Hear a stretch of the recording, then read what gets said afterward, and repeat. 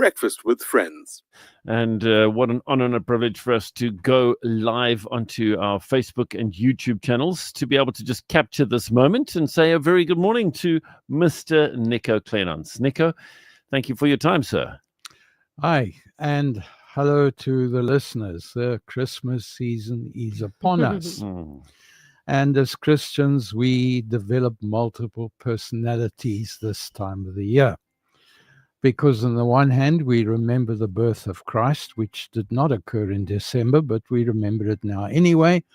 And then the commercialization happens because now everybody wants to spend and to buy, and we get caught up in this process. And every year we hope that our credit cards are going to survive this particular month. Yeah. The onslaught. Now, many of us want to also buy different kind of gifts this time of the year. And so we tend to go to Google, and we are then subject to the AI technology and clever marketing because we want special gifts. And then we usually Google something like, where are the Christmas markets? And then Google takes over, and it is a biased platform. And what I generally do is, which are the most popular Christmas markets? And I first start with which are the most popular ones in South Africa, and I see, are any within traveling distance of where I am? And then I pick one or two, and then I say which are the best in the Western Cape, and then which are the best in the city.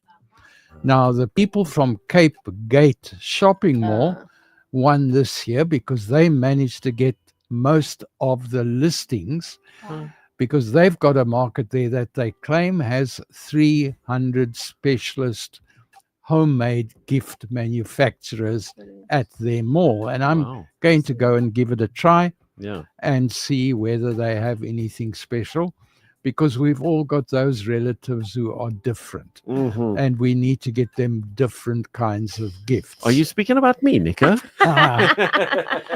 But I'm going to go and have fun, if nothing else. I'm going to go and have fun. That's it. Just that's to clarify, going to I'm not related to Nico.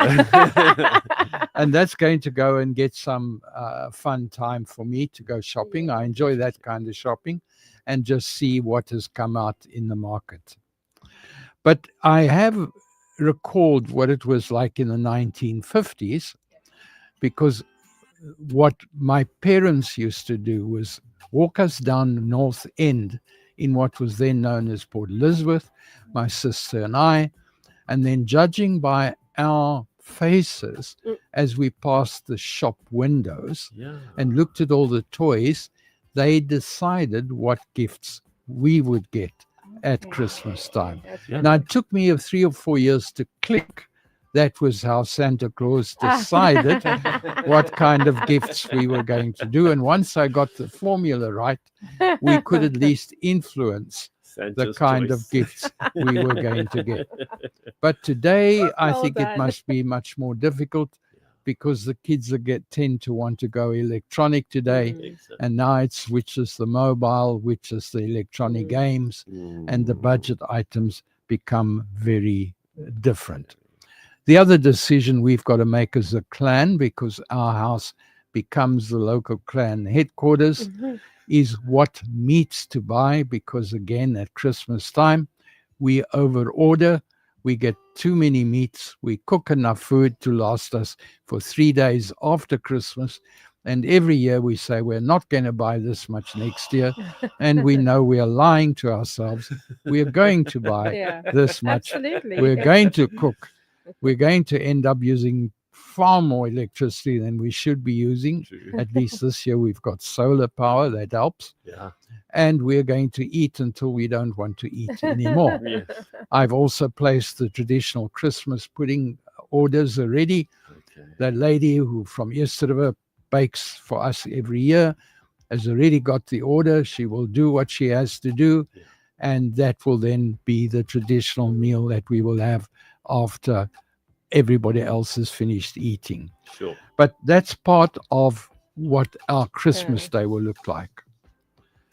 But the question also that I'm getting this time of the year is next year going to be easier for me Ooh, and for our family? good question. Because for some people it's been difficult, especially Very. those who faced unemployment during the year. Yeah, They have real concerns. They've got real worries. yeah. And what I want to try and say, what you need to understand is that for those of us in the Western Cape, my answer would be very different if you were in the Eastern Cape or any of the other provinces. But I want to point out that the most successful Minister of Finance we've ever had in South Africa was in fact Trevor Manuel. And he had no experience as Minister of Finance. He went to President Mandela and he said, what must I do as the Minister of Finance? And Mandela said, create employment. That was it. I don't care what else you do, create employment. Yeah. So with that instruction, Trevor Manuel in 1 year created 500,000 jobs. Sure, brilliant. Nobody else has managed to do that. Yeah. And our credit rating as a result of that went up right up to category A. Our government debt dropped in his first year to 16% of gross national product. In other words, we looked at how much money South Africa earned. The government debt at that point was 16% of that figure. Sure. This year, government debt is 76% Ouch. of gross domestic product. 76. Our taxes were lower in that first year of Trevor Manuel's reign than they've ever been in the history of South Africa. Now, while I criticize our present Minister of Finance, his situation is different to that Trevor Manuel faced. True. On the one hand, Trevor Manuel came into power without the hypocrisy that we have under the present ANC government. Because on the one hand, he has to keep factions of the ANC happy. And he doesn't have as clean a slate as Trevor Manuel had. True. But he does want a similar kind of thing, and he knows he's got to reduce government expenditure. And what the minister has decided with the president is that offer the people in government a package that they can take if they want to leave early. And that has happened.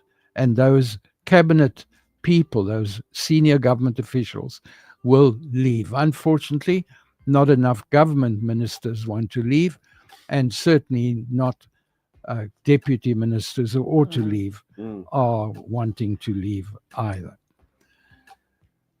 The other thing that has helped the Western Cape and will help the Western Cape is the fact that Americans are sitting with a president called Trump.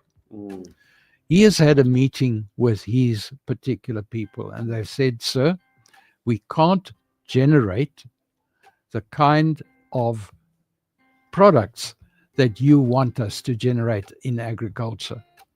And we are going to have to, whether you like it or not, buy oranges from South Africa. We have no choice.